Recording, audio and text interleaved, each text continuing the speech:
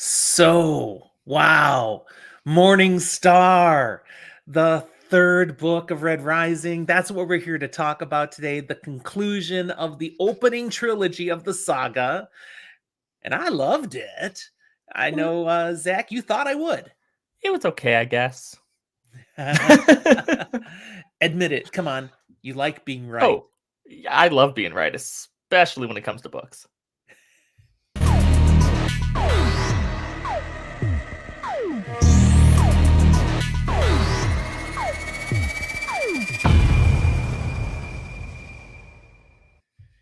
So we are here to talk full spoil about Morning Star, book 3 of Red Rising by Pierce Brown. If you have not read this book yet, go away now, read it first, then come back. If you haven't gone beyond this book in the Red Rising saga, you're safe. We're not going to spoil anything beyond Morning Star. Maybe So some sneaky, relax. suggestive hints, but nothing more than our regular spoiler light content. There you go. Uh, just a few things before we jump into it, though. Zach, how are you on this fine Sunday? Oh, I'm doing all right. Yeah, no, I don't have too much crazy. I finally picked up some whiskey for the first time in a little while because just with my schedule, I hadn't worked out to go to the liquor store. Okay. And it's pretty good. I got just the base level stuff of Whistle Pig. Pretty Oh, good. Whistle Pig is never just base level, though. Whistle Pig's a nice whiskey. Well, yeah, but like their normal Whistle Got it. Pig, not their like Not their top aged level stuff. 18 years Yeah. single Your mother cask. just bought some whiskey last night, too, but it was not top level anything. It was peanut butter flavored whiskey. Eh, She has a recipe for a particular drink that I'm she enjoyed on the sure cruise we it's did, great so she needed a if peanut butter you whiskey. like This that is thing. this is all hers. I am not touching peanut butter flavored whiskey. I just don't like peanut butter. Well, I like peanut butter, the crunchy kind, not the smooth stuff. I want some texture in my That is an peanut butter. interesting take. You don't like the crunchy kind. I don't like peanut butter, period, but far and away, most of the people I know who like peanut butter are more in the smooth camp than the Oh crunchy. no, I've always been a crunchy guy. That's the way it is. I'm doing well as well. Nothing big going on. I did travel for work this past week, so it went fast. I have a week ahead of me here that'll be a little tamer, but I've got a couple of interesting things here ahead of me this week. One, tomorrow's my birthday, so I did take the day Woo! off, and I'll do some extra stuff, maybe some fun things with your mom. She took the day off too for other reasons, but nevertheless, we've got some time together. You're what, turning And 30 again?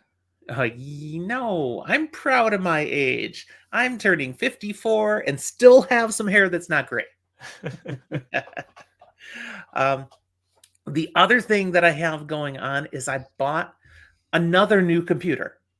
Okay, so I'm already using my new iMac for running this stuff here at home, and it's wonderful, and I have no power issues or anything. It's working brilliantly. But you can't take that on the road with you. Right, so it was also time to upgrade my laptop computer, and I bought a MacBook Pro, the standard 14-inch model, but the 2023 version, the newest thing that's out there.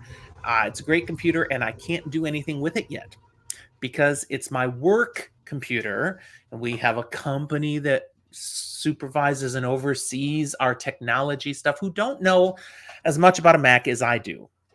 Nevertheless, I am required to drop it off at their office first so they can do stuff to get it ready for me. Which really just means they're going to turn it on. They're going to load some cyber security software. I've never had a virus in my life. It's like, guys. That being said, it doesn't hurt to have various softwares and things. I'm perfectly capable of loading stuff like that but too. Yes, you are capable. And most people who end up with viruses, I'm sorry, it's because you were dumb. You went to websites that were not secure, that you shouldn't have been wandering into, or you clicked that email attachment that you had no business clicking. Those are the ways most people end up getting viruses, and I know better than to do those things. I will throw in the caveat that it's not necessarily dumb, but you may have intentionally taken a potential risk. For example, maybe you weren't dumb, you used perhaps a trusted site to install a mod on a game, but that does technically download something from a site that is from the internet, and anytime you do that, there is some inherent risk. Well, and how many people fall for phishing spoofs on emails? It's just ridiculous. And there's some basic things you can do to avoid those. It's mostly common sense, but people just don't think first sometimes and walk right into something they should avoid. Anyways, I know better than those things, but nevertheless, I have a brand new computer that I can't even open. But I should get it Yay. eventually in like a couple of weeks. It could take them, is what it says. So whatever. That's impressively long amount of time for very little. Yeah, Wow. we'll see. In theory, everything from my current laptop, they will transfer over the internet to the new one. So when it is delivered to me, it'll be all set up just like my old one. Which would be I'm faster and more secure if you just did in person with a totally. cable connection. Plus, most of my documents are just on Dropbox. And anyways, I don't have a lot of stuff on the computer. But, the cloud is real. All password protected and secure. We're not here actually to talk about our computer woes and work problems. Instead, we're here to talk about what? Books. Yes. Before we jump into talking about our book, I do just want to give a shout out again to all the new subscribers we have. We're up to 937 today. We are approaching that magical 1,000 number. It's kind of a woo celebration moment whenever a content creator hits 1,000. So thanks for being with us. Tell your friends. We're not giving out cookies or rewards. We're just glad to have you here. I wanted cookies. Make them yourself. But yes, let's talk about another fantastic book that you read last year. I have finally read this year, Morning Star, Book 3 of Red Rising. My overall thoughts, that was a great book. It was great. There's a lot of whoa moments throughout this one. Some high highs, some low lows, and a lot of in between. This book delivers. We have certainly seen trilogies where an author can't land the plane, wrote checks that he couldn't cash. Not this one. This one delivers consistently, powerfully, all the way through to the end. I mean, throughout this series so far, we've been working through and getting our way towards the Rising. Darrow making his time through the Institute, the Academy, starting a civil war, but all of this kind of like backwater manipulation of the golds and trying to put things in place, while there's also been other political things and some of the other colors and alludes to democracy and occasional things, all this mess. This book, we get to see the Rising. Yeah, because in book 2 we got to see civil war, but it was still golds against golds, and there was stuff in the background going on and under, but that all fell apart at the big conclusion there, and Darrow was taken down. So was Victra. And that's where we kind of left things, and Mustang was off somewhere. We didn't know where, and Ares was dead. I mean, we had stuff. Okay.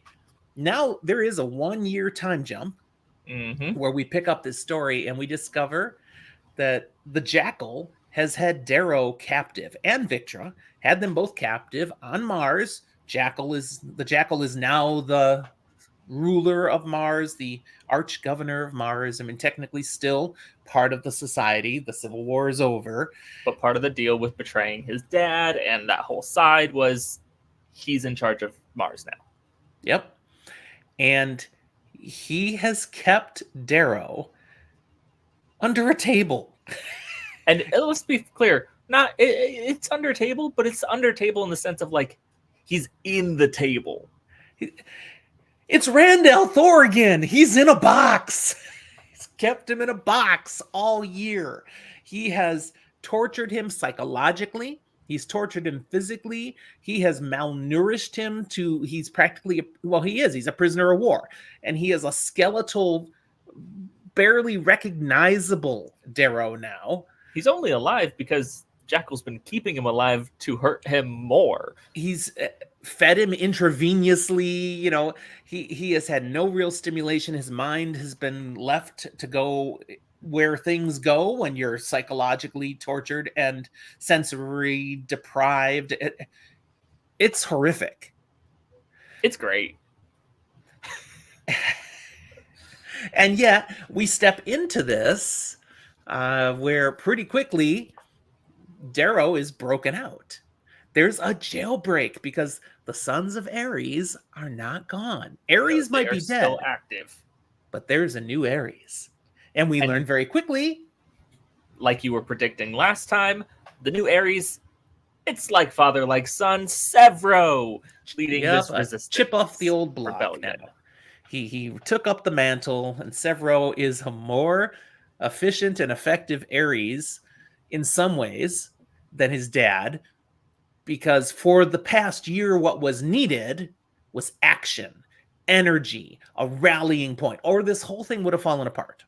Now, that being said, the shadow of Ares and who he was and all that is not something that Severo has escaped. It's not like he's come out and he's the better Ares. It's like, no, not yet, at least. There's more nuance to that, but he's been what they needed for this time.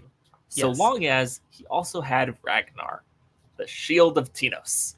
So Ragnar is still around. Yay! The massive lead obsidian that Darrow had empowered, entrusted, allowed him to rise up beyond his slave condition. And yeah, he's been there. He's been doing stuff. Love that throughout this, Ragnar's the people's hero. Ragnar is the one who goes out and actually mingles with people and like hangs out in the soup kitchen, and the kids come and play with him. Ragnar's but then he goes out and goes slaughtering golds because he is the best. And we're gonna get to see the results of what Darrow put into action in book 2 after a year of him being gone. And we come to quickly learn they thought he was dead. They quit looking for him 9 months earlier because he was executed on live television. They had someone who looked exactly like him. They made someone look like Darrow and executed him. It wasn't just like false footage. No, it was a false Darrow. Yeah. And he's gone. The whole thing didn't all fall apart with Darrow gone, but it's been hard. It's been hard without Darrow. So he is the heart of the rebellion. When they do come upon leaked information that Darrow's still alive, they set up a daring rescue attempt, which was incredible. And first, of course, we meet Holiday and Nakamura. What's that? Holiday T. Nakamura. Yeah, but I need her brother's name. He dies. Oh, man. Huh? I said he dies. It starts with a T. It's like, I don't think it's Tetra, but it's. But you're right. We don't see him very long. He's more important for what he means to people dead than he does alive. So this brother-sister duo, daring jailbreak, but they're the ones in here to get him out, and there's a timeline. They need to get him to a place at a time where they're going to be met up by the rest of the team to steal him out. Because this is the stronghold of the Jackal. This is not an easy to get into place. This is impregnable. And they found a window. They found a daring way to get in. Now let's go. And of course, Darrow's going to throw a wrench in this, because he learns Victra is alive still. Now, we saw her. She was dead. Yeah, we saw her shot by her sister Antonia. Like 3 times. Right in the back. Paralyzed, basically, you'd assume, if she survived. Well, yeah, she survived. And so we are not leaving Victra. We were even at a point. We don't have time for this. We are not leaving Victra. Victra was injured at the celebration with the golds. It's like, we didn't confide in Victra yet. We don't really know that she's on our side, really. Like, but Darrow had liked Victra. He thought she was. And ultimately, we like Victra. Yeah. And we grow throughout this book to like Victra even more. Yep. So they do rescue her, but that does really complicate matters. And because of that complication, the one we can't remember the name of does die as they try to get away. I have to find it now. Just to satisfy my own brain. And Holiday also takes a beating. She gets shot. She nearly dies, but they escape. and they escape. It is Trig. Trig. There you go. I knew it was a T. They escape in a way that totally surprised the Jackal because it wasn't spaceships. It was from Claw below. drills from below. We drill. Yeah. Because they're on Mars. And that's what they do. Sorry. And that's where the rebellion started. With these people, the Reds from the mines, you know. So it's perfect. And they get them out. And then we've got a little bit of reset time. Okay, Darrow has to recover. We get Mickey back in to rebuild him stronger, faster, more, you know. And he becomes the Darrow of old, though it takes time over the course of the book for him to fully regrow. We get some time passed very quickly, kind of almost training montage of like, yeah, he's put through PT and so is Victra, and they train together, and other missions and stuff are going on, and they eventually are going on missions and stuff too, and Sevro's still around, and the Howlers are still a thing, and there's some of our friends are still part of this rebellion now, but some of them we've lost. Notably, obviously, Roke is not on our side. Turns out Roke, he's like the leader of the Space Armada now, because he was always really good at that. Mm-hmm.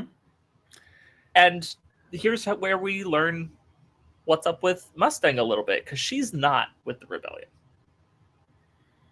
Not exactly. She's not, but she's not exactly with the society anymore In a entirely large way, either. Seemingly, at least from the perspective that we get initially, Mustang has continued the Civil War. Mm-hmm.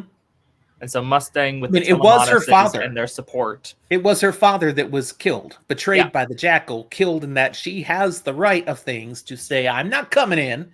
I'm going to continue my father's work. That's kind of the position she's been able to stay in. So we get this interesting thing. They rebuild, like you said, rebuild Darrow, but he's been through some psychic trauma. And it's shocking how little that impacts him, but it does have some impact. He has some serious PTSD. Some of the decisions he makes over the course of this book are colored by what he went through psychologically. Honestly, if this had really happened, I think it would have played a bigger part. I mean, he couldn't have become what he became again so quick. But this is fantasy sci-fi. He's able to bounce back with more resilience than ought to be possible, my opinion. But I'm willing to forgive it because it's a great story. So they decide, okay, there's a couple things happening here that I appreciated. One, Darrow's back. In his absence, he was a martyr. He's been turned into this mythological being, and when he's discovered he is alive, the Reaper, whatever they had to do to get him back. Sevro has been in charge now. He's the one who has led all of this. Darrow is the face of it, though. So when he brings his brother Darrow, I mean, they were best friends. They get that. It's, welcome back to your place, but your place at my side. I'm in charge. Now, they don't have a punch it out about that, but they will eventually. They will eventually. Yeah, and I'm just going to jump to that part to talk about the fact that we do learn Sevro's approach to keeping the rebellion alive has focused on attacks, fighting, but keep the destruction alive. Nothing that really has a long-term likely result in winning. Because they don't have what it takes to win. So it's more like guerrilla warfare that they've just constantly been doing. And Darrow comes to realize, okay, he's been doing this pretty well, but at the same time, it's alienating those we were trying to win over.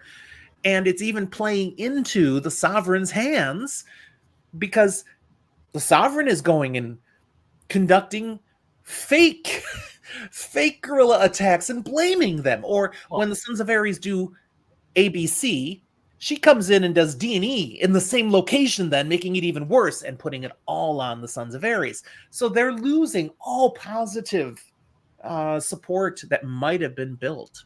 And let's make it worse. We had A, B, C, D, and E. And Harmony's still out there doing F and G somewhere too. Effin is right with Harmony. Holy cow. So we have to change course. And Darrow realizes this when Severo still doesn't see it. And it's in the course of an actual mission, which is what's coming up here now, where Darrow ends up taking charge. And it's not the way he would have liked to do it, but it becomes necessary in the course of things. And this is where you got to give Severo some props. Okay? Oh, this is not the only place we got to give Severo props. Okay, because he really never really wanted to have to be in charge. He was willing to be in charge. He believed in this.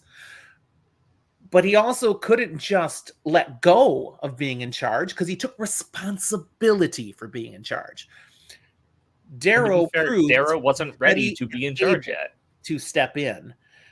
But at a time where to prove it, he had to basically slap Severo down in front of everybody else. And that's hard. That's awkward. I mean, Darrow luckily didn't they like doing it, but people were going to die if he didn't. They kind of step away to beat each other up fully, because then they just come back bloody and bruised, and Severo's like, we're friends again. Howler 1, Howler 2, okay? Yes. Speaking of, I love the Howlers and what they've become elevated to in this whole rebellion. Started as just the ragtag, scraping the bottom of the barrel survivors in the academy, the institute, yes. And now, in large part because it was Severo and Darrow kind of leading this, it has been perpetuated as the elite force of the Rising, and they have their own weird rituals that are kind of gross. And Darrow and Victra get initiated to go into through the Howlers, because along with Howlers are not Darrow originally. The Howlers are Severo, and the people he brought around him, and then he supported Darrow. And so thus, Howlers became Darrow's elite force. Darrow did not found the Howlers, but he is Howler 1. It's a really now he fun, is. When that happens, he'd already been initiated. Oh yeah, no, absolutely. Yeah, but to a certain extent, even when he wasn't a Howler, Severo's number one thing is loyalty, and not just loyalty to him, but his loyalty to the cause, and even more to Darrow throughout this book. I mean, we see that when Severo's got Darrow's eyes, which is literally. Great. Because he, due to injury in the past, he needed new eyes. He gets, because Mickey saved the freaking eyes. Darrow's original eyes, so Severo's got them. And he stops and goes, wait, do you want these back? Do you want these back now? I mean, when you were dead, I didn't think there was any big deal. I thought it was a nice way to keep you alive and memory and show my half-bred heritage. It's great. Love that. All right, so they come up with a mission. They're going to go kidnap Quicksilver. Who is... Now, why? Why Quicksilver? Quicksilver is one of the richest men in the solar system. He's been referenced in the previous for books. Not being a gold. But we'll go a step further. He's not just one of the richest men. He's also one of the ones controlling a lot of media and different coverage in that way, which we did see is important as the Jackal was kind of going. And this is where we go a step further. Through leaked information, they're pretty sure the Jackal's silent partner who's helping him is Quicksilver. Yeah, and so that was the context we've really heard the most about Quicksilver earlier in book 2, was the Jackal's efforts to control media, to grow power through wealth and communication control. And it's like what silvers do. So Quicksilver is not a gold. He's a silver, which is a lower color, but one of the upper lower colors. Okay, kind of can rub elbows with the golds, but you're not gold. Notably, his name's not Quicksilver, but he's called Quicksilver. It's a title / nickname, but it might as well be his name. So they have this whole scheme to go in the dark of night and kidnap Quicksilver. It's a daring plan. It's something that a lot of things could go wrong, but they're going for it. And they get into where they believe they can get Quicksilver from his bedroom. And as they're approaching, they're already sensing something's not right, because there's not the kind of guards there should have been. Things go very wrong in at least 2 main ways. When they get into the bedroom, they find not Quicksilver, but someone else Darrow knows. Like, this is a pink. Why is it in Mateo? Quicksilver's bed. Mateo, the one who helped teach Darrow when they were first creating him into a gold, taught him the manners, the style, the things to know about from culture and form as a gold. And this is one of those moments where Sevro's still kind of being that headstrong Sevro attacking Sevro, because he doesn't stop to think about it. He doesn't think about weird complications or different things. He's got a mission. Yep. Let's kill Mateo. Let's move on. And Darrow's like, there's more going on here. And he's like, no, Mateo's with Quicksilver. Mateo's a bad guy, clearly. Important. I don't care if he helped you back in the past. He's clearly with the bad guys now. He's a bad guy. We kill bad guys. Let's move on. And it's like, no, I mean, Quicksilver might be a bad guy, but Mateo's absolutely not. So he's a son of Ares. He's like one of the original most trusted sons of Ares that I can know of, who knew about me way before you did, Sevro. Yeah. But nope, Sevro's not listening to that. But he does manage to not kill Mateo. He hurts him horribly, but he doesn't going to bring him along. Yes. So then they do find where Quicksilver is, and next major curveball, Quicksilver's in a meeting. He's facilitating a meeting, basically, between Mustang's group and Octavia's group, which includes Cassius. And I think at this point in this room, I think Aja's there too. I think so, yes. I know Aja was on Mars because Aja's the one who kills Trip. Okay. But what? This is not what they expect to see. So there's something going on. This is the first reintroduction of Mustang into our story since she had left when in the last book she was told that Darrow was actually a red turned into a gold. And here she is, and they're all meeting together, colluding. What's this? And Sevro's like, kill them all. It's like, no. Trying to figure out what's going on. Kill, and it's just a big fight. Mustang almost kills Darrow, partially because I don't think Darrow's willing to go all out. He's fighting defensively. Mustang didn't know it was Darrow. No, it's just a mask. Until the mask is broken away enough, and Mustang's confused, as she does stop when she sees him.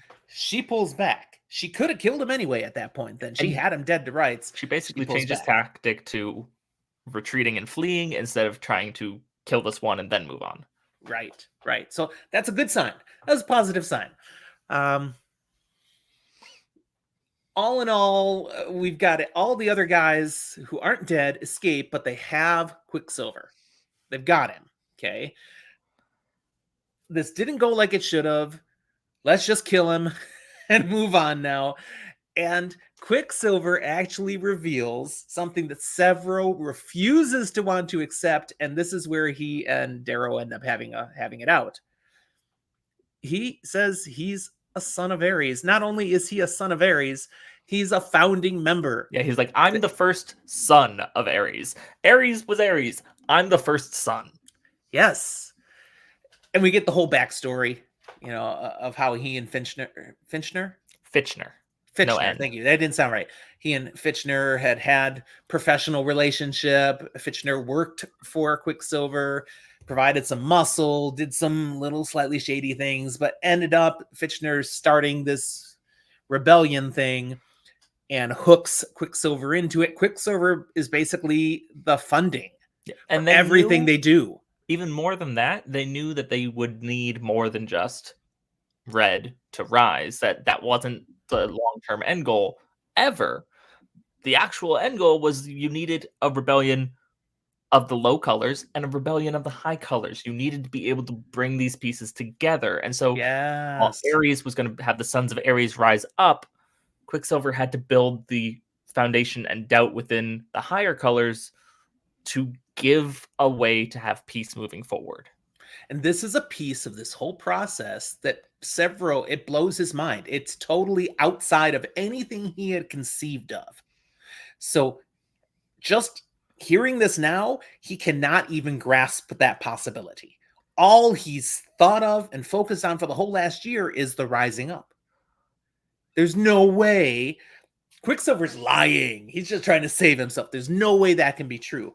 Darrow, though, he's more open to the possibility. He's a little nimbler of mind. And Quicksilver is able to share some information that 100% convinces Darrow he can't be lying about this. He knows stuff. There's no way he could know unless he is telling the truth. And most notably, if he knew this stuff and wasn't telling the truth, I would never would have been rescued. Severo, you and everyone else would have been dead already. Yeah. There's no reason he wouldn't have acted on that information. A brilliant piece of the story. It makes this so much bigger and better of a story. Yes, and it works. It makes sense. And it fits with pieces that had been planted in earlier books. So, yes, okay, we're fantastic here.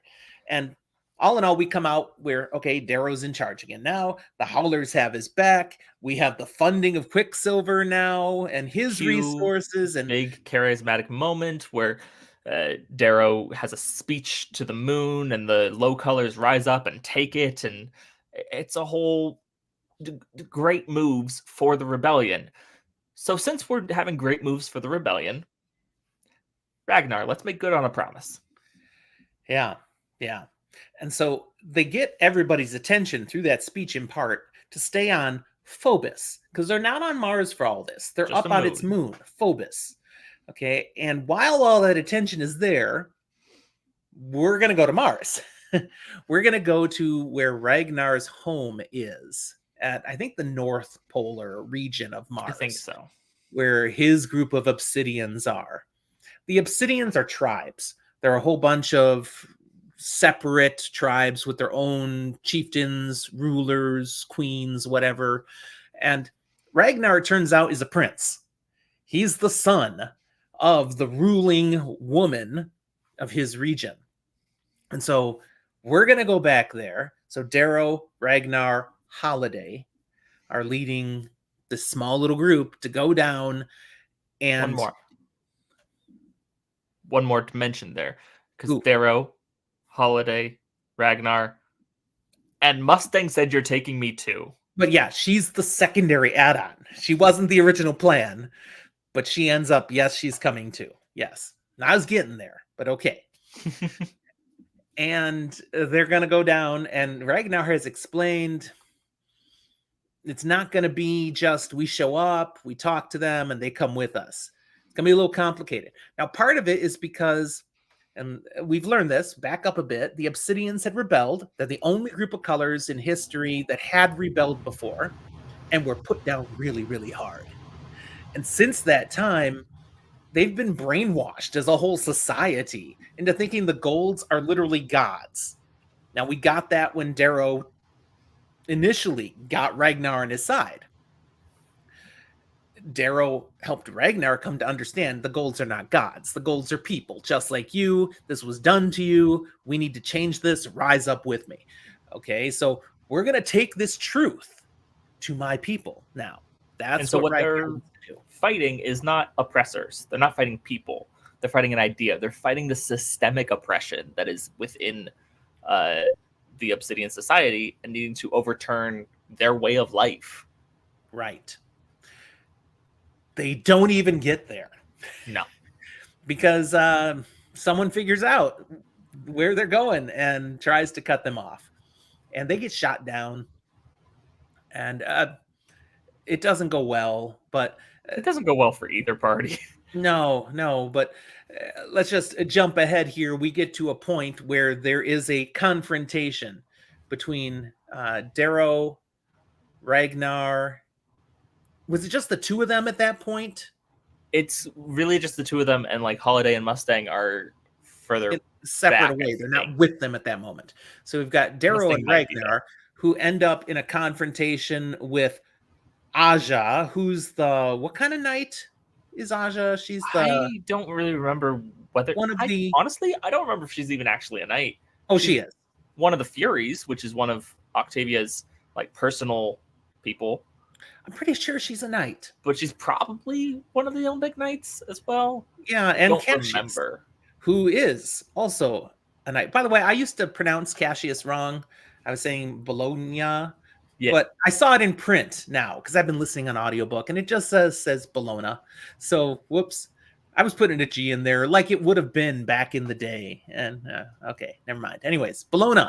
So Cassius and Ragnar. This one series that I will say, I Arrow, enjoyed the audiobooks because it helps that we get to say it the same way-ish. There you go.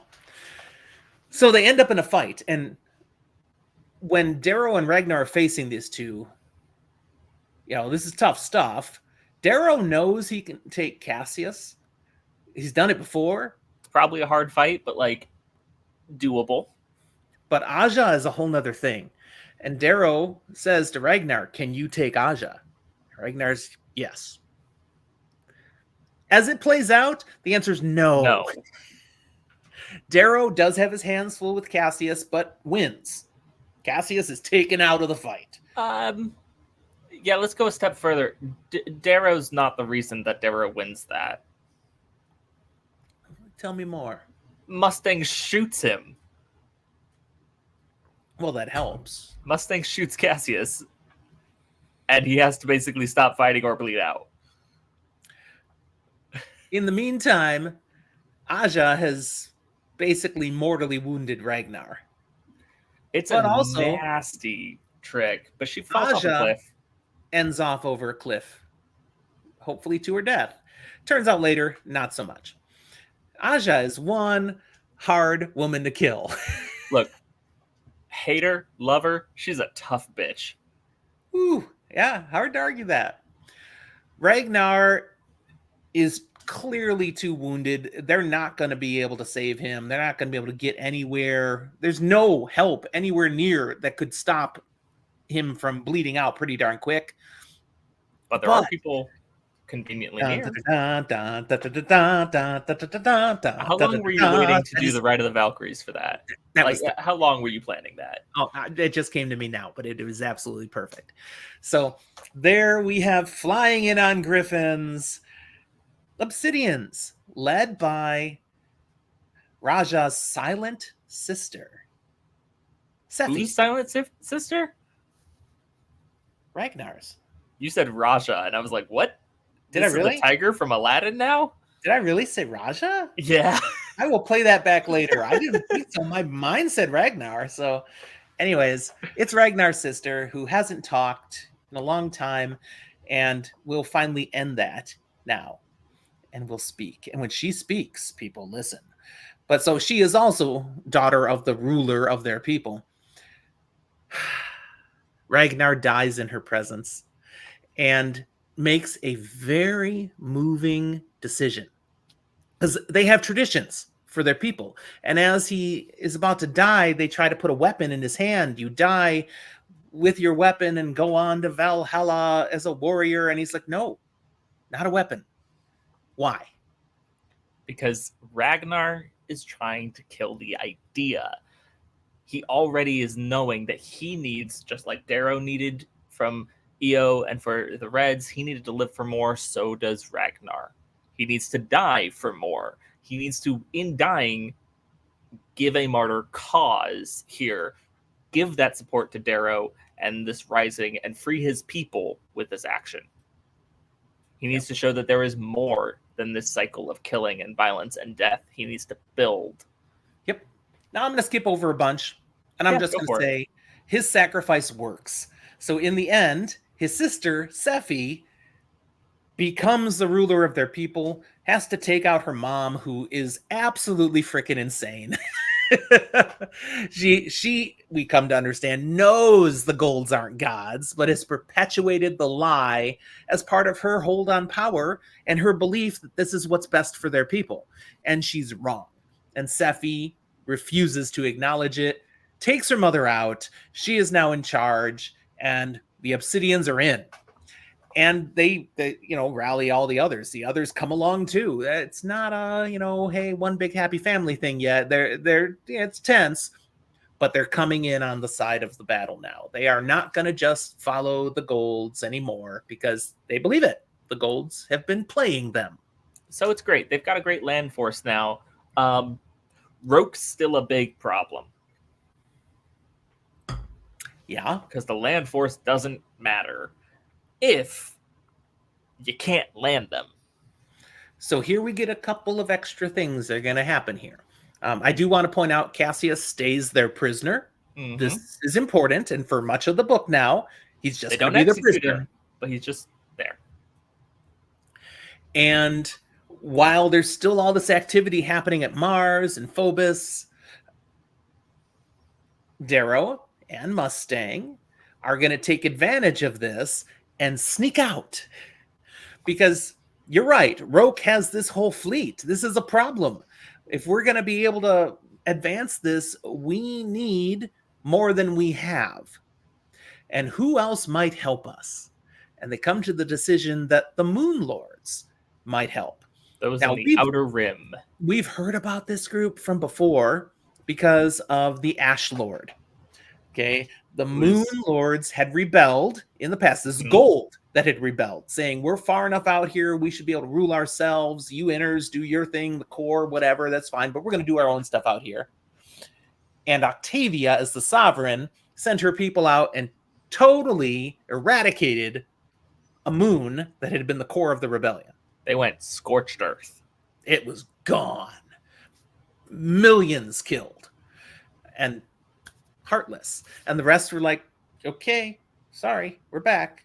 And it was one of those moves that was so ruthless because it goes against how Gold usually operates, trying to preserve at least ships and structures, foundations, even if not lives.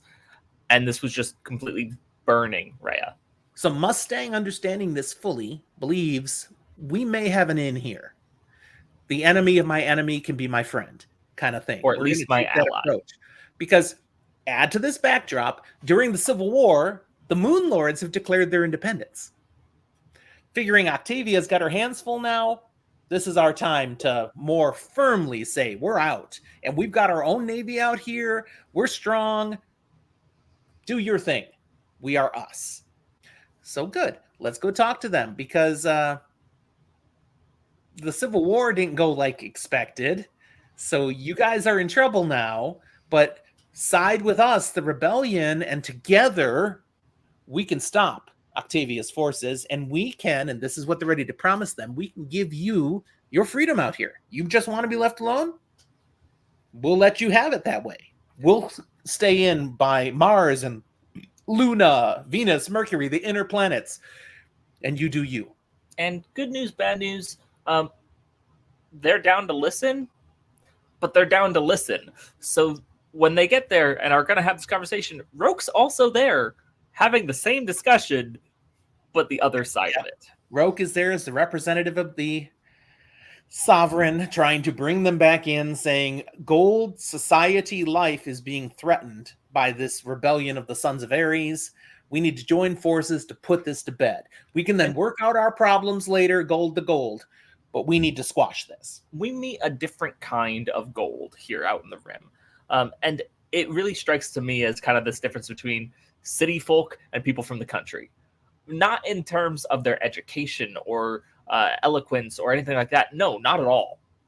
It's the you're down to earth and willing to, like, we've got our standards and our honor and how we treat people, but also cut the flowery bullshit and just say what you mean and mean it. Mm-hmm. So here you've got former best friends, now mortal enemies, Roke, Darrow, Mustang, facing off together over a peaceful conversation at Romulus Al-Ra's table. And this is brilliant what happens here. Because Darrow lies. But not. He doesn't. Like, he does. He does, but he doesn't. Okay. And the pivotal things that are most important to Romulus actually agreeing is not a lie. No, it's not. They had come upon this information before meeting here that there was a secret asteroid nuclear base, basically a storage depot of nuclear weapons of the Sovereign that violate all laws of the society, because there is a limit on the size of nuclear weapons you can have, basically just big enough for ship-to-ship battle if necessary. We can blow things up, won't blow up whole cities and continents. What is here are planet killers, man. These are the kinds of things you do what the Ash Lord did. And they're here in the asteroid belt. But they're not. They've been stolen by the Jackal. That's what they discover. They're supposed to be here. They're not here. Turns out the Jackal has stolen these. Where are they now? We don't know. Okay, that's worrisome. But that's a worry for another day. Now we're here having this conversation. And Roke is representing the Sovereign saying, we need to be united here.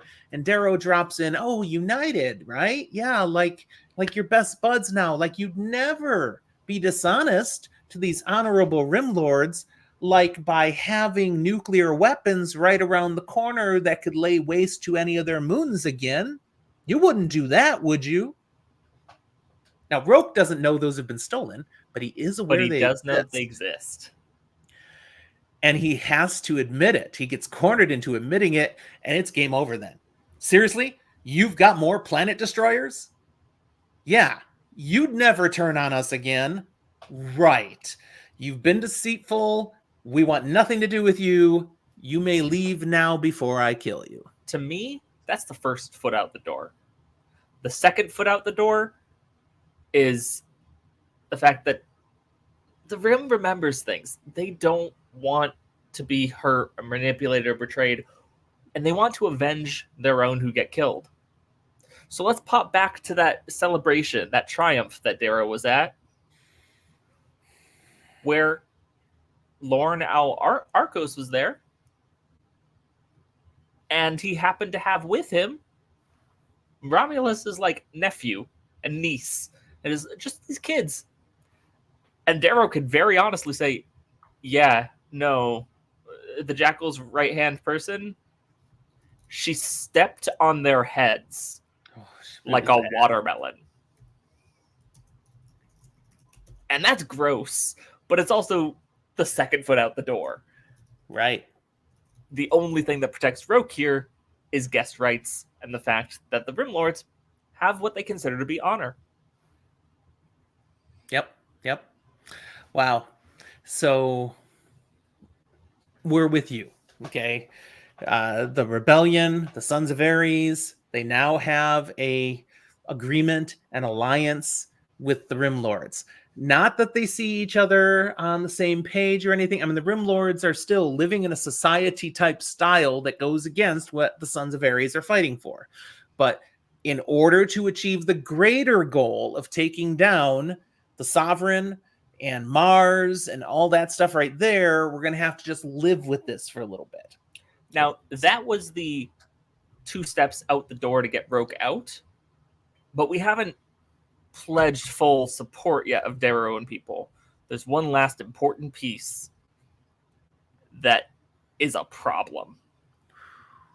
Darrow sells out some of his people, but he knew he might have to. He didn't want to, but he knew he needed this chip. So he promises to reveal all of the, who are the Sons of Ares agents hidden within the moons, your population. I will give you names, places. You can have them. And this is a terrible choice that Darrow has to make. He feels it's the choice he needs to make, and it very possibly is. Give him credit. He had notified all these agents. You need to get out. You're about to be burned, potentially. Leave now. But he knew there was no way there'd be enough time for them to all get out. That might save some of them. But if he has to give this up, about a lot of them are going to die. I want to give Darrow that, but I can't. That's Darrow trying to assuage his conscience a little, because he knows he can give that warning and almost no one will make it out. Maybe like a handful, 2% might make it out. But it goes to Darrow being driven. This goes back all the way to book 1. He answers to a higher cause. He will do things that he would prefer not to do, but feels like he has no choice. He has to do them for the greater good. This is one of those. But what I want to highlight here, we are not just glorifying Darrow. Darrow is capable of making mistakes. He's making these choices off of what he calculates to be what he thinks is the greater good and what he feels is right. But he can make mistakes. This and another thing he does in the Rim are things that he believes are necessary, may be necessary, but also may be mistakes. I will disagree with you on this one. This is not a mistake. The next one's a mistake. This one's not. Both of them are, and you need to read more. This is a calculated gamble.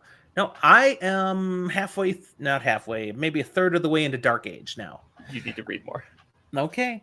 All right. And I still don't. Okay. At this point, I don't think this was. And even if you learn more later, it makes sense that he made this move. No, it does. It does. The fact that you're telling me later there will be some real negative consequences because of it does not change the fact this was the move you need to make. The next move is cold-blooded, nasty, and as soon as he did it, I went, oh man, that was a mistake. That is going to come back hard somewhere. I know it. Let's pull back from that for just a moment because I want to talk about something that I think is just freaking awesome. Look, there are a lot of times when I'm not super into books just being crazy fight scenes and action all the time and this description things. But when you do something that is kind of out of the ballpark, very strange, but really epic and cool, I'm going to recognize that. I love the way Pierce Brown writes action sequences and continuations of battles. Yeah.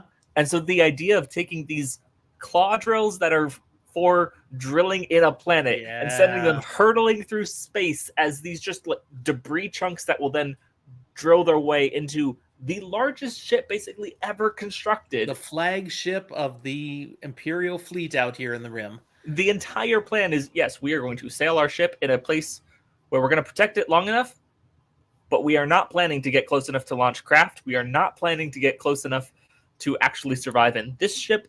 We are taking these monstrosities over, and we are taking their big ship. Yes. And they do. They do.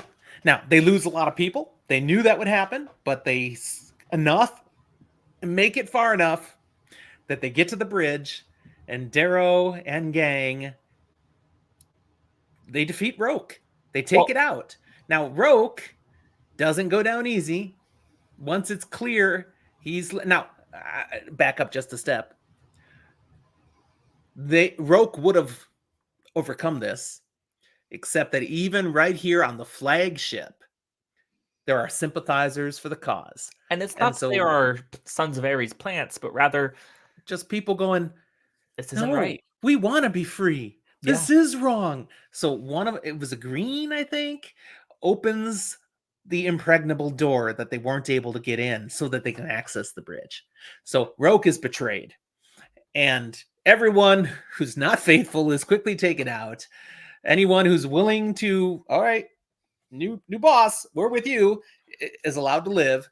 And Roke kills himself. He takes what he sees to be the honorable end, but in a way is really the coward's end. And it's a weird mixed place of like, do we respect this? Do we not? I err more on the side of understanding it, but not respecting it. No. Roke chose the wrong side. He chose it because he believes in the ideals of the society. And he chose it because he chooses to turn a blind eye to the problems of the society.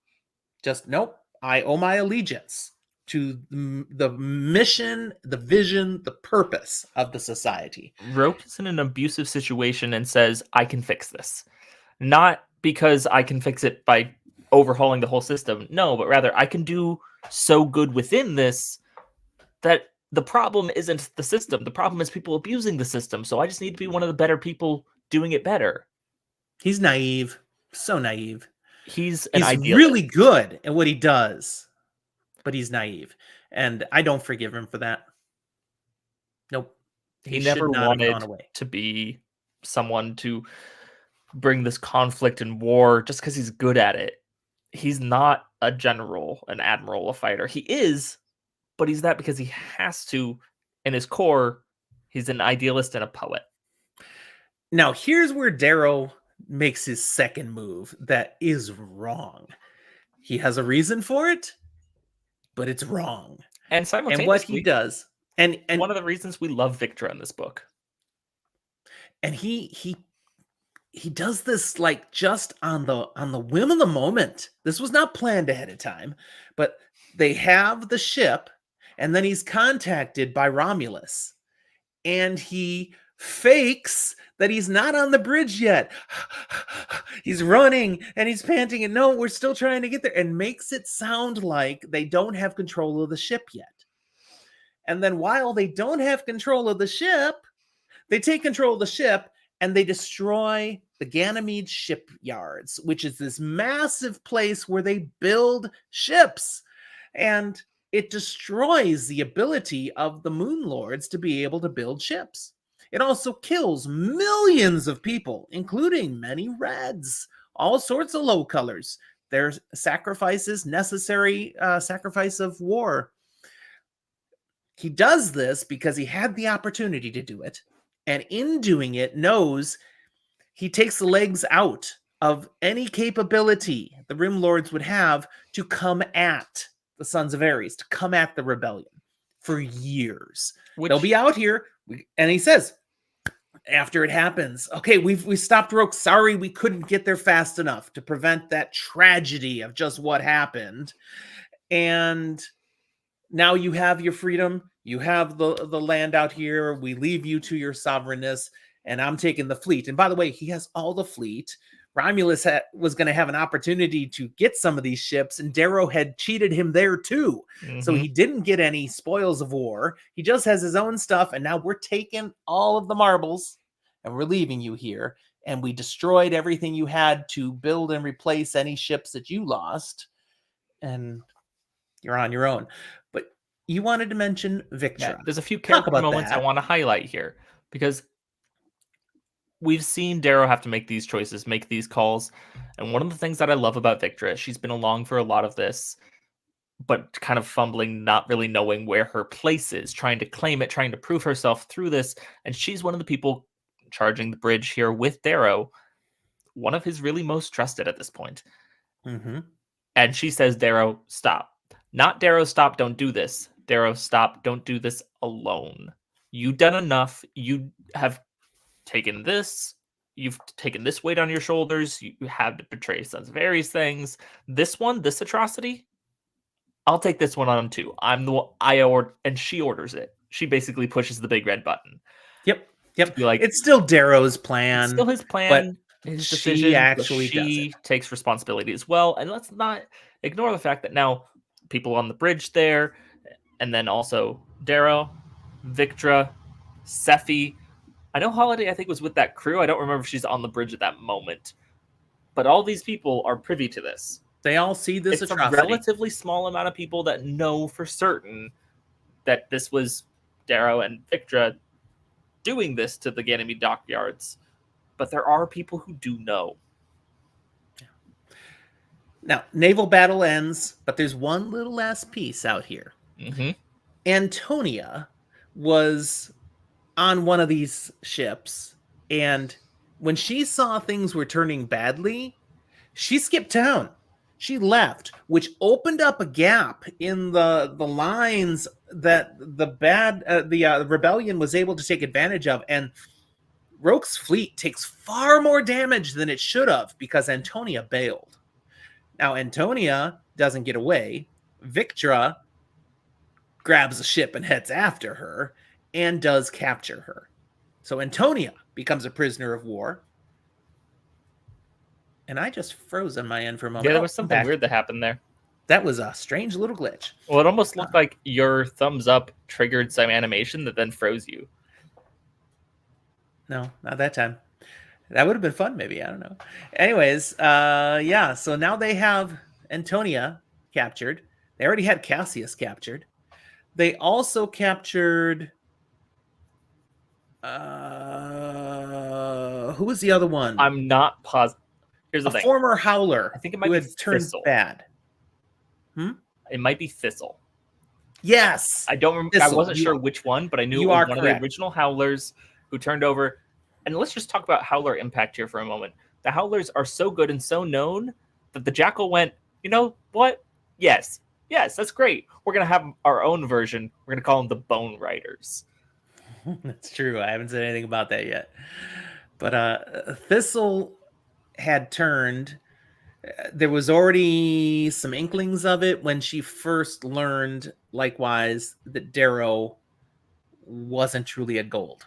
Thistle effectively turned the same time Broke did with that party and the aftermath. But Thistle has been captured as well. So we've got Antonia and Thistle. And there is a scene there. Antonia brutally murders Thistle. And Thistle basically, okay, Antonia and Thistle are both given the same speech. You guys both have one chance. Spill the beans on what you know that will help us in our rebellion and our efforts. The one that spills the most has a chance to live, and then leaves them to stew. Antonia's not going to spill. Thistle starts sweating it a little bit, and then Antonia starts pushing Thistle's buttons. Thistle reacts vehemently and finally, fine, screw you, Antonia, and starts yelling up at the camera and didn't pay attention what's going on. She fell right into Antonia's trap. Yeah, Antonia grabs her through the bars and bashes her head in. By the time they can get there, she's dead. So they get nothing out of these two, which is kind of frustrating. And leads to another plan. But before we can get to that plan, we have to talk about the riot. Yep.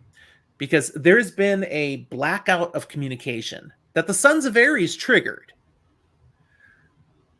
It finally breaks down when the Jackal reconnects communication so that he can broadcast the execution of Nero, Darrow's uncle, who is one of the main Sons of Ares at this point and is a huge fan favorite of the Sons. Partly that probably rose up because he was Darrow's uncle and it came to be known. So they're really into that, but he's executed, just shot, execution style by the Jackal on screen. Now it looks like it's live. It actually, by the time they see it, it happened weeks earlier, but this is when it finally can break through. And that triggers a riot of all the low colors and even higher colors against any golds on the ship. And as it turns out... Okay, sorry. Did you want to correct something? Yeah, just because I was like, something's wrong here in my brain. And this was one of the things of audiobook problems. Because I was like, there's no way Darrow's uncle and Augustus, who died at the end of the last book, had the same name. There's no way. And it's spelling, basically. Because it's Uncle technically Nerol and Arol. I don't think I've ever seen that in writing. Sounds like Nero. That's all I've ever said. Exactly. And so that's why I was just like, that's such a weird thing in my brain. Sorry. Okay. Anyways, Sephi takes advantage of this riot and kind of steps up in charge. And I will jump to the end of it and say that she does a masterful move through this and takes control of all obsidians. So comes out the other end. Oh, we're leading for justice and we're finally getting the golds, but really it's a cold calculation on her part and she's queen of all the obsidians when the other side of the riot comes out. So, whoa, smooth operator there, Sephi. But what happens literally during the riot is they're executing all the gold prisoners that they have on the ship and working their way down. Cassius is one of those. And we get a great moment where Severo grows from what he was at the beginning of the book to being the visionary that he needed to be, kind of to start getting more Darrow-like, getting what his dad, I think, really believed Severo could be. Yep. And it's because Severo does it Darrow's way. We go back to the Institute. Severo wouldn't have an issue with Cassius being killed. Cassius deserves to die. Cassius killed Severo's father. Yeah. There's no issue here. However, for the greater cause, Severo knows we've got to stop this. So yeah, he makes the move. Anybody watching this, they've read it. They know. But it's a masterful move, putting his own life at risk then, saying, I'm as bad as anybody here. So if anybody who's murdered someone should die, well, that counts me too. And he hangs himself. Well, and that's where, to me, the move echoes what Darrow did with Titus? No. Tactus. Back in the academy, the whipping. Or the institute. The whipping, getting Pax to do it too, basically saying, I take this responsibility, I have this too. And that self-martyrdom. Yep. Leading from the front situation is really what Severo's doing here. And it almost costs him his and Cassius's life. It does. But it wins him the heart of the people. And instead, it shuts this riot down. They rein themselves in. They realize they're out of control. They save Severo and Cassius because he's right there, and we move on. Okay, now all of this leads up then to the big final battle, which isn't what you think it is. Or at least isn't what many the ending of this book is so amazing. Such great writing, the plot, what he came up with. Because, okay, they're taking the fleet now in to take out the Jackal. That's what they've let everybody know. That's what they broadcast to the Jackal when he broke through in direct comms at one point. But that's never their plan. They're going straight to Luna. Mars. What? They're skipping right past Mars. Yeah, they're going to Luna. They're taking out the Sovereign. That's the plan. But only the very, very inner circle has any idea of that. Most of the people on the ship think they're going to Mars because they know there are spies on our ship. There are people feeding information to the wrong team. We know this. There's so many people, it's impossible for us to have controlled everything. So the party line, we're headed to Mars. We're prepping for the battle at Mars. This is going to be what we do. And ta-da, we're at Luna. But at the same time, it's like they figured out this might not work the way we think. So they have a plan within a plan, which you don't get to know for sure until the final critical scene of the book.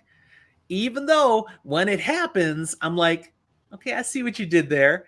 That was cool.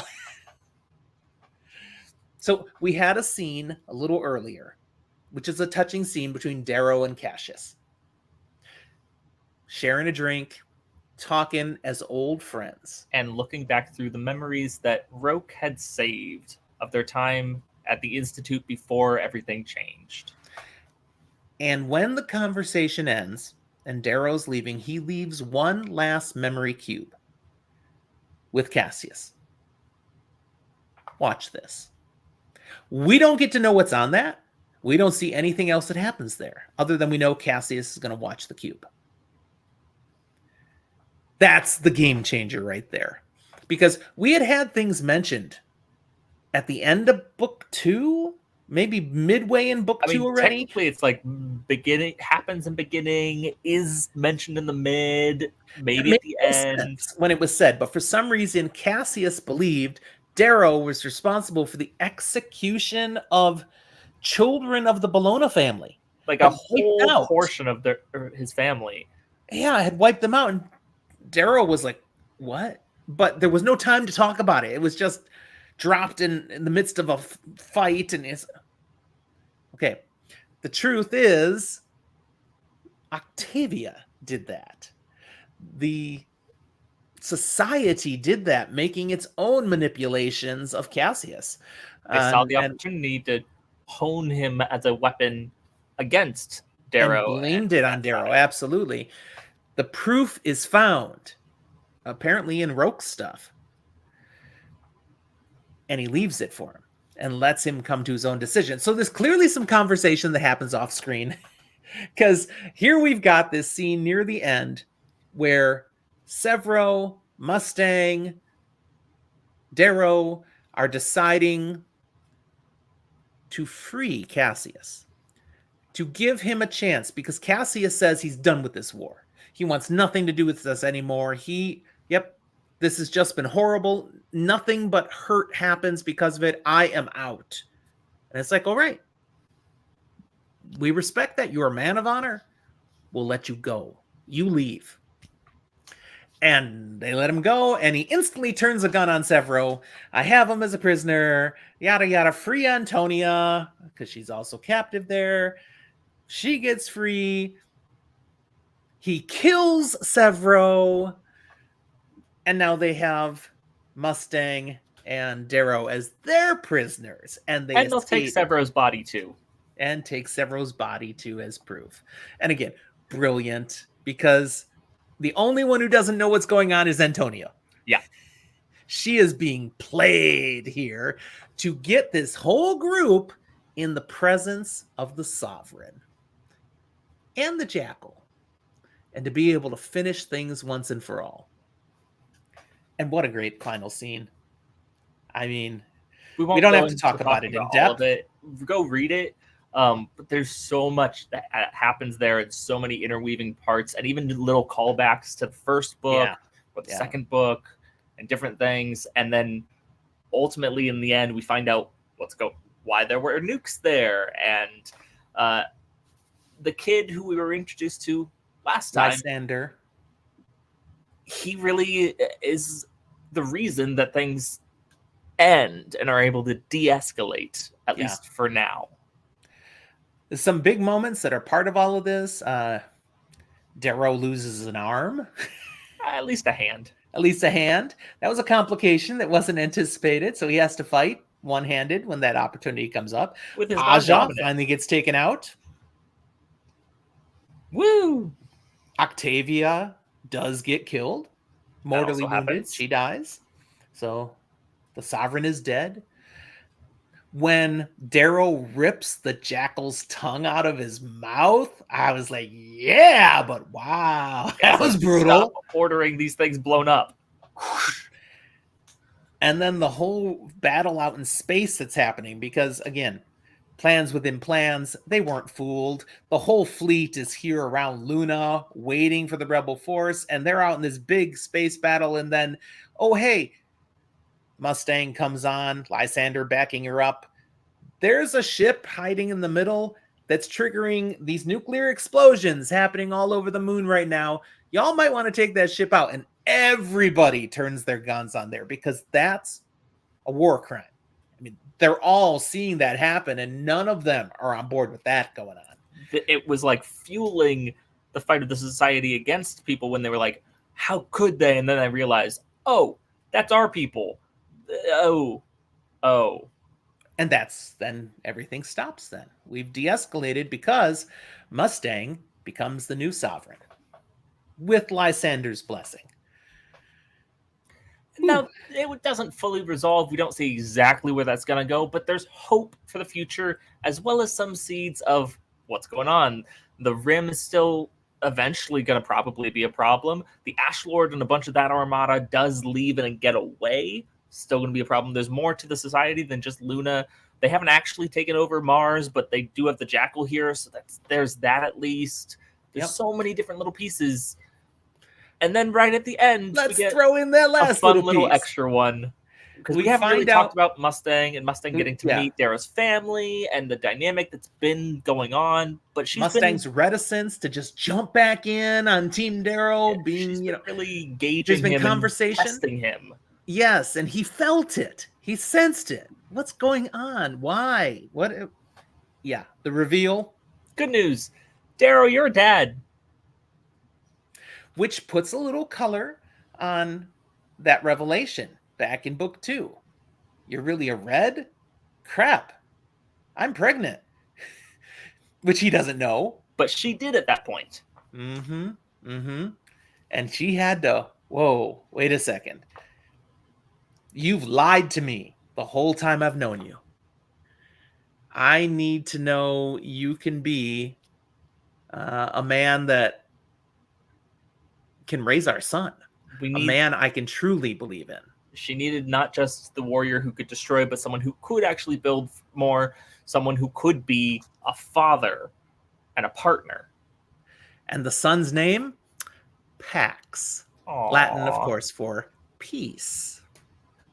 Great. Which goes also then back to our good boy Pax Telemanus, and it's a nice little tying up. Yeah. Without being an end. It ties it up towards a hopeful future.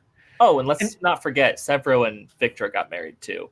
They did. They did. That's a happy union there.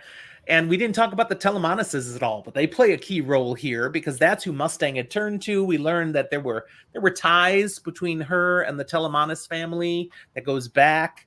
And so they're kind of the ones that she had fled to. She had turned to in the midst of that Civil War chaos.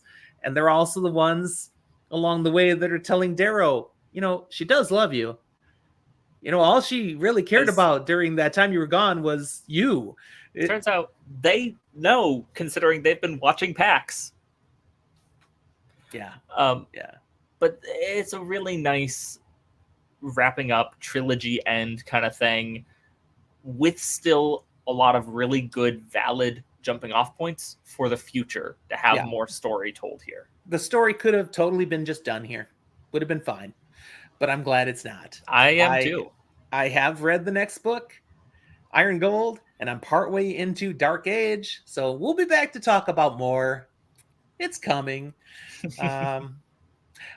Interestingly, a lot of people feel Iron Age is their least favorite of the series. Iron Gold, sorry, a least favorite of the series. I had no issue with Iron Gold. I don't agree, but I understand it's different. It is different. It's a necessary different. I totally get what the author was doing, which is why I don't have a problem with it at all. I like it. Yes. But that's for next time. Before we sign off here, what are you reading right now, my son? What are you up to? Let's see. So above me, I finished Mad Adam. A book I will never read. I can look at the cover and go, that's not my kind of book.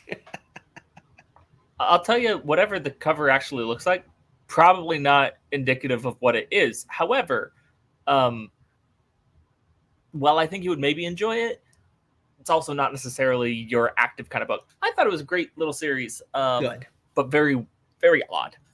Okay. You're reading some more eclectic thing. I mean, you read Outlander. That's not my thing either. That's more not your thing, though. This is possibly your thing. You just don't think it is. That's actually not your thing. Okay. I did finally finish Tress of the Emerald Sea. Hey! Catching up eventually. So with that, then on my phone, I'm moving on to Dead House Gates.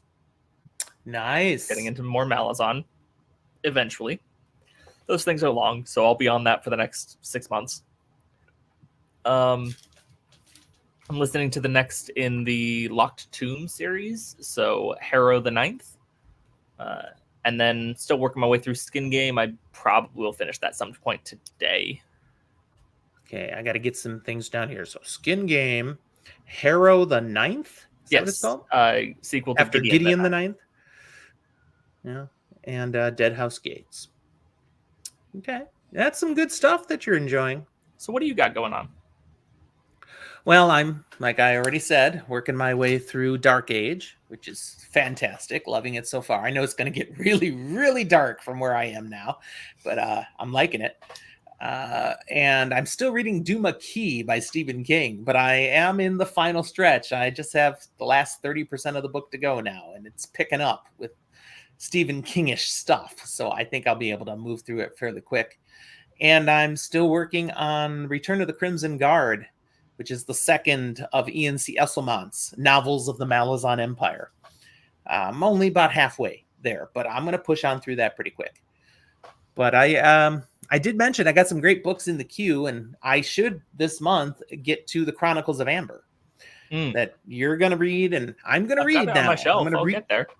The first 5 I've read before. The other 5 weren't there when I read the first 5. So I never touched them. I'm going to go through all 10. We'll see how far I get this month. Okay, that's cool. Good, fun stuff. If any of you have read these books, chime in on your thoughts too. Don't spoil them. Again, if you enjoyed what you saw here today, don't forget to like and subscribe. We always ask for you to do so and so appreciate it. And speaking of appreciating, thank you, patrons. We do have a number of patrons who support us every month and help us keep stuff coming out because it costs a little for us to do this. It costs a little more than a little. And thank you for your financial support and encouragement. We appreciate it. Anything else, Zach, before we wrap? That's it for me. All right. It's been a great conversation talking about this book and this trilogy. Look forward to talking about more. But for now, thanks for watching. We'll talk to you next time. And ending.